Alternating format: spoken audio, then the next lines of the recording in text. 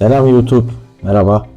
Tekrardan bir videoya yine ben karşınızdayım. Bu videoya girerken ufak bir serzeniş de açacağım. Sizden beklediğim yorumları alamamak beni gerçekten üzüyor. Daha fazla yorum bekliyorum sizden. Biraz daha iç içe olalım, interaktif olalım istiyorum aslında.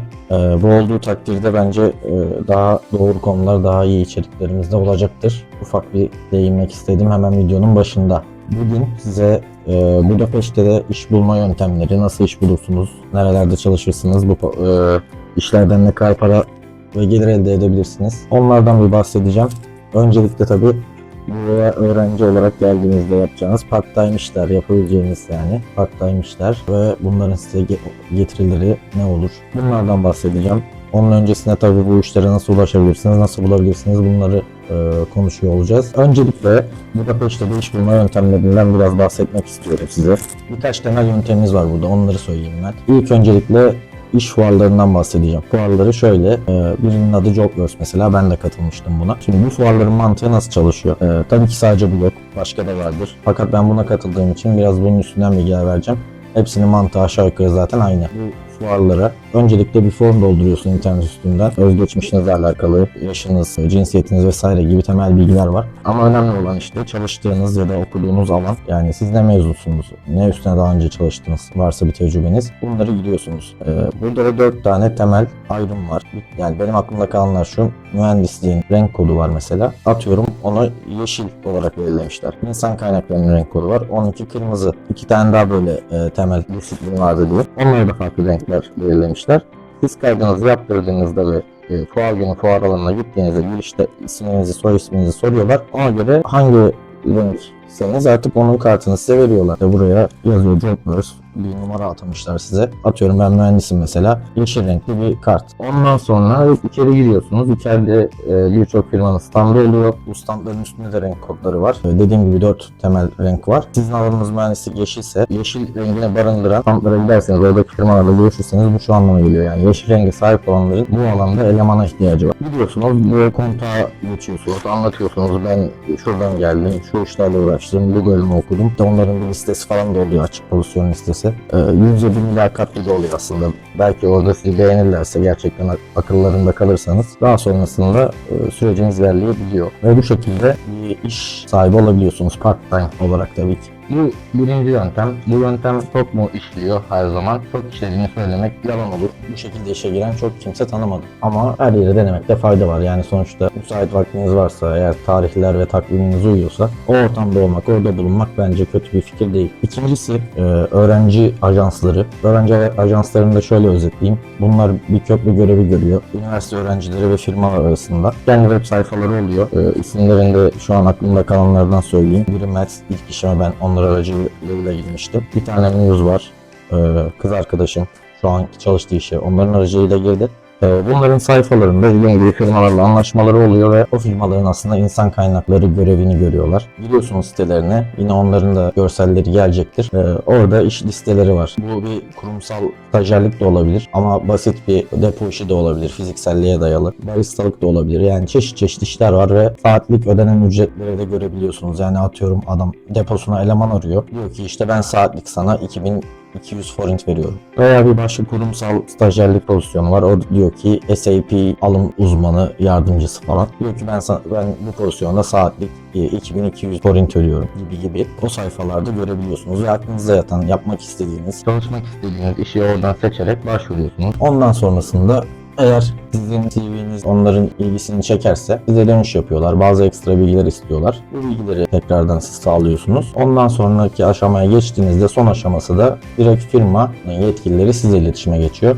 Final mülakatını yapıyorlar. Eğer zaten geçerseniz sonrasında işe almış oluyorsunuz. Geçemezseniz tekrar deniyorsunuz. Döngü bu şekilde. Bu ikinci yöntem ve bence bu faydalı da bir yöntem. Buradaki benden fikir isteyen, akıl danışan birçok genç arkadaşıma da tavsiye ettiğim yöntem bu oluyor genelde. Çünkü ben kendim de daha önce böyle işe girdim ve bildiğim en az 3-4 tane böyle örnek var. Dolayısıyla aslında bence bu opsiyon güçlü bir opsiyon. Tavsiye ediyorum yani bunu kullanmanızı. Diğer bir yöntem LinkedIn. LinkedIn'den klasik şekilde stajyerlik olarak açık gördüğünüz pozisyonların hepsine başvurabilirsiniz.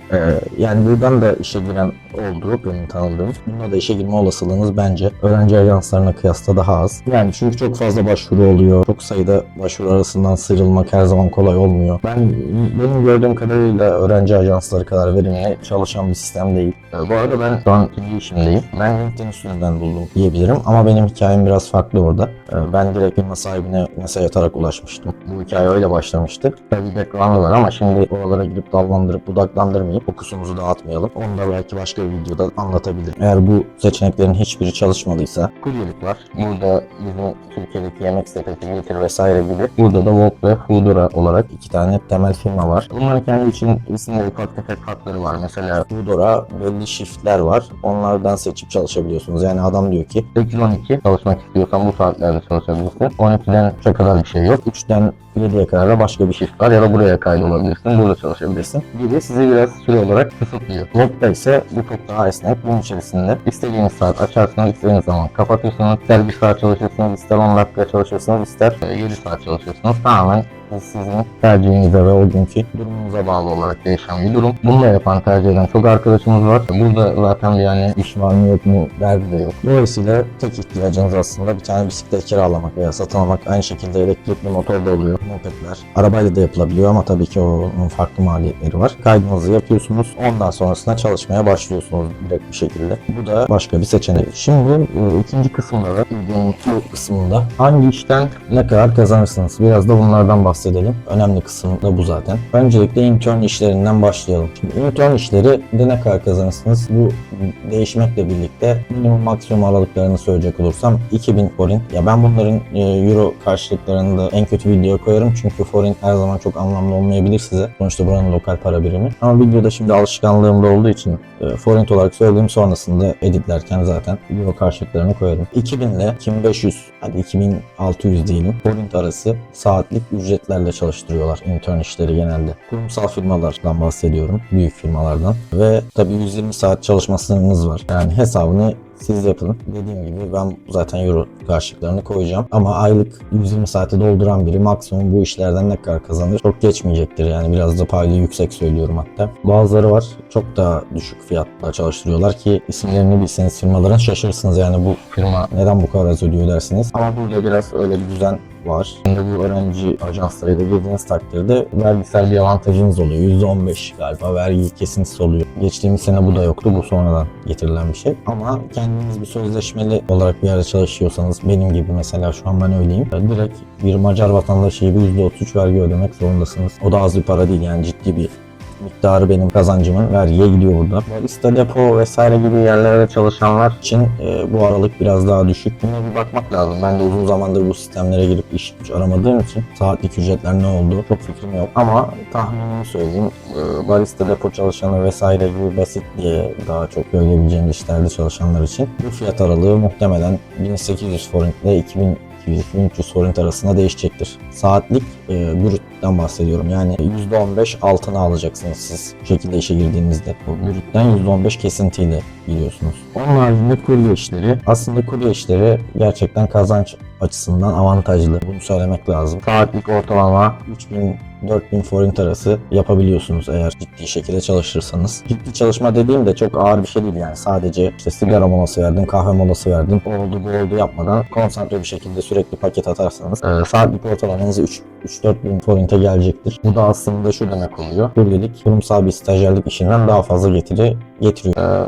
Stajyerliği çok öldürmüş durumdalar. Bence burada fiyatların, yani saatlik çalışma ücretlerinin kesinlikle artması lazım. Ama bir yandan da niye arttırsınlar? Çünkü insanlar, öğrencilerin çok bir çareleri yok. Eğer ek bir gelir elde etmek istiyorlarsa, ben bunu kabul etmesem başka bir öğrenci hemen üstüne atlıyor o işin. Onun haricinde sözleşmeli iş, yani benim yaptığım işte ben ne kadar kazanıyorum? Yani ben dediğim gibi brüt ve net arasında ciddi bir fark da yaşamakla beraber aşağı yukarı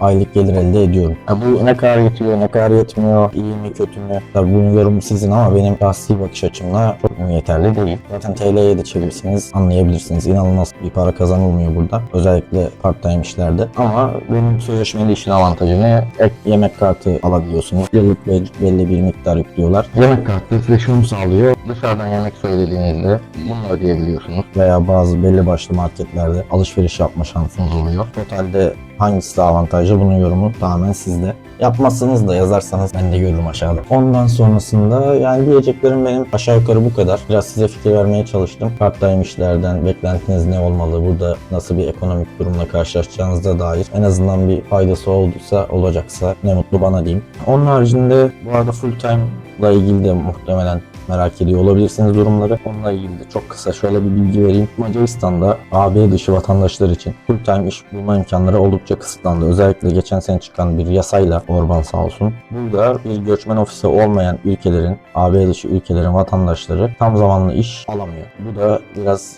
kaçak göçmenliği engellemeye yönelik aldıkları bir tedbir. Yani yarın öbür gün bu göçmen kişi işten çıkarıldığında bunun ülkesine dönüşünü garanti edecek bir ofis istiyorlar. Türkiye'nin şu an böyle bir durumu tabii ki yok Macaristan'da. Dolayısıyla da bu yönde bir tam zamanlı iş bulma durumu kısıtlanmış durumda. Sadece Blue Card veya Hungarian Card dedikleri buraya özgü bir sistem var. Bunların da belli koşulları var.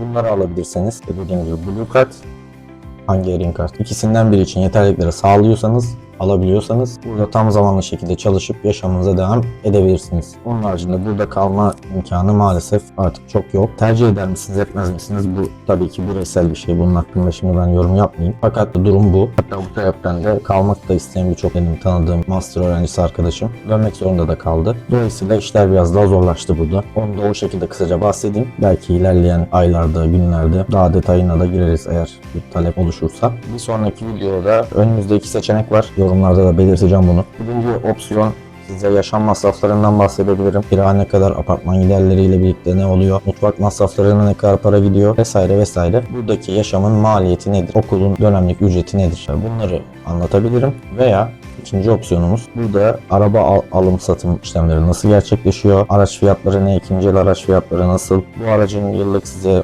maliyeti ne oluyor, çeşitli kalemleri var bunun. Bunlarla ilgili bir aktarım yapabiliriz, bir video yapabiliriz. Tercihi size bırakacağım ilk etapta. Yine kimse yorum yapmazsa kardeşini seçecek konuyu. Ama şimdilik burada ben bitireyim. Beğeni, yorum, herhangi bir şekilde destek olursanız çok çok çok sevinirim. Şimdilik herkese çok çok sevgi ve selam gönderiyorum. Kendinize çok iyi bakın. Hoşça kalın. En kısa zamanda görüşmek üzere. Bay bay.